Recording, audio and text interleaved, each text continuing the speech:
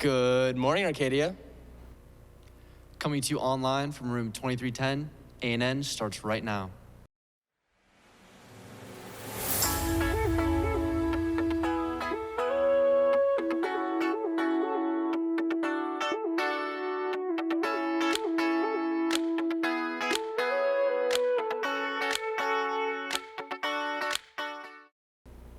Howdy, hey, Arcadia. Today's Friday, March 26th. I'm George Downing. And I'm Solomon Riccio, leading the way. Hope you're all having an awesome day. Before we get into the news, let's check out this interview with George. What's up, Arcadia? I'm George Downing. Today, I'm here with Max Hildeberg. Max, how you doing today? Good, George. How are you? Doing pretty good. So, Max, you've noticed an issue at Arcadia. Can you please inform us on this problem that you've noticed recently? Yeah, thank you. So I've just noticed a lot of food waste ever since we got back from spring break. We've had these prepackaged meals, which have been great. They're very convenient, but obviously you don't get to choose what you want. So there's a lot of food waste left over after. And I've noticed it in trash cans just filled to the brim with perfectly good morsels of food, just food lying about the campus. So yeah. And how can students at Arcadia change mentality, to not waste food? What can students do to help this problem? Right. So this is a really big issue, but it has a really simple problem or a really simple answer. What we can do is just keep it in your backpack, give it to your siblings, give it to your parents, put it in your home fridge, or even on the way home from school. I know there's been a lot more homeless people since COVID hit. Just if you see some homeless people on your commute home, just give it to them. They could really appreciate that little bit of food that doesn't seem like a lot to you, but it could really go a long way.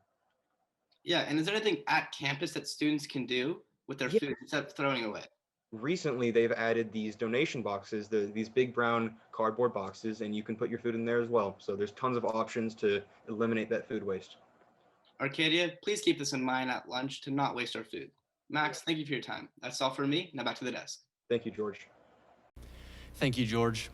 The Healing Through Art Club will be a meeting on A-Days in Miss Whitney's room.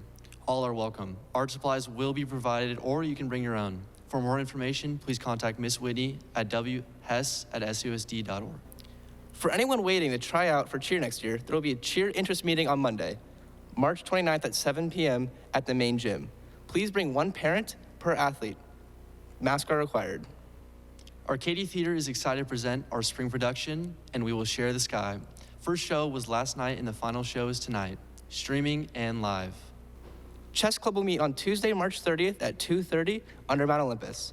Please bring a board if you have one. New members are welcome. Contact Mr. Gabriel with any questions.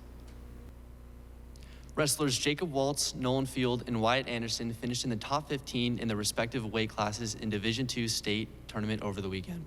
Congratulations to them and the entire team for competing with dignity and class all season. Great job. Yearbook sales end on May 1st. Students can purchase online at touchbase.susd.org or through the bookstore on campus. Now, for important PSA regarding lunch rules. Stay tuned, Arcadia.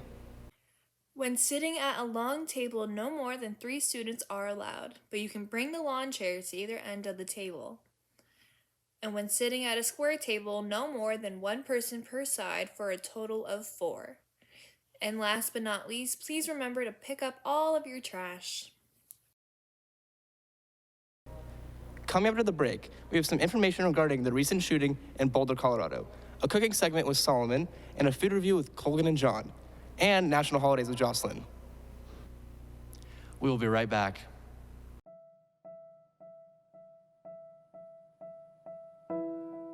On Tuesday afternoon, there was a horrific shooting in a Colorado supermarket. There are 10 victims, including 1 police officer. The shooter's motives are unknown, but after police raided his house, they found 10 guns and more weapons. The shooter's brother, after being interviewed, said the shooter has always been paranoid and that he's mentally unstable. A&N will provide you with more updates once there are any.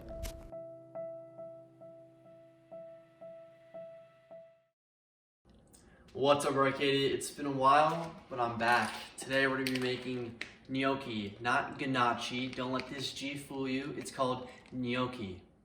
Before we get to cooking, we're going to want to wash our hands. Washing your hands is very important, especially within times like this. Get your hands very moist with soap. You're going to want to get your pot, halfway full, just to make sure that the gnocchi gets covered all in water. After placing the water in the pot, Set your heat and wait until the water gets to a boil.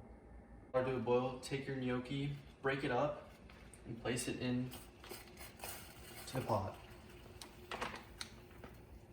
You know they're ready as soon as they start to float up to the top.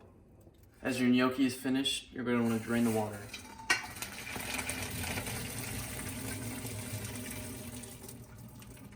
You're going to put your pasta back into the pot. And then get ready to add sauce.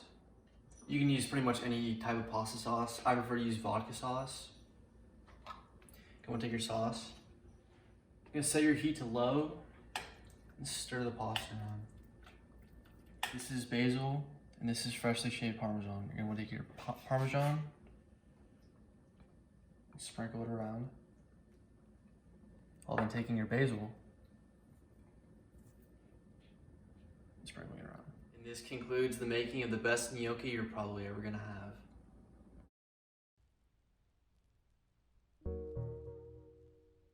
What's up, Arcadia? Me and Colgan are back with our food review. Today, we hit Carson's Grill in Old Town. It's just off Scottsdale and First. And yeah. It's a nice little cozy bar tucked away in Old Town, and they've got their own twist on some old-fashioned bar food. Today we have the Hots Mots, which is just sunburst chicken inside, like, it's kind of like built like a chili or Philly cheesesteak with a side of fries, and then we have jalapeno cheese curds, which on the ride home I already got into. So, And they're open every day from 11 a.m. to midnight. So after reviewing, I'm gonna give the sandwich a 9 out of 10. The fries a 7 out of 10. They're good, but if they were crispier, they would have been better. And the jalapeno cheese curds also a 7 because it didn't really taste like jalapeno.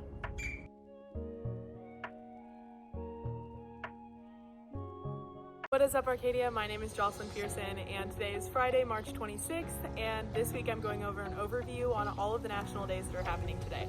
So first and foremost, it is actually National Purple Day, then it's National Spinach Day, National Nougat Bar Day, and it's National Wear a Hat Day.